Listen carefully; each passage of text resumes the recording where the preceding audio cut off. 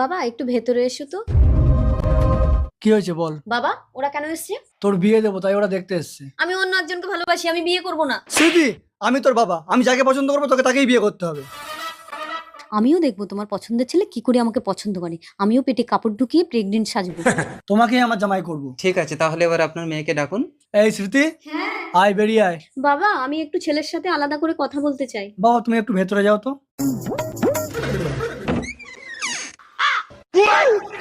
কমাস 6 মাস। ঠিক আছে, কোনো সমস্যা নেই। দাঁড়াও, আমি প্রেগনেন্ট দেখেও বিয়ে করতে রাজি হলে মানে তুমি আমাকে ভীষণ ভালোবাসো। দাও আমার মাথায় সিঁদুর তুলে দাও। এবার আমার পেটটা দেখবে? শুধু তোমার পেট কেন, তোমার সবকিছুই আমি দেখবো। চলো আগে তোমার বাবার আশীর্বাদটা নিয়ে নিই। এসো। বাবা মালটা মাত্র 5 মিনিট আমার ঘরে ঢুকলো, তার মধ্যে আমার মেয়ে প্রেগনেন্ট। বাবা আমরা বিয়ে করে নিয়েছি।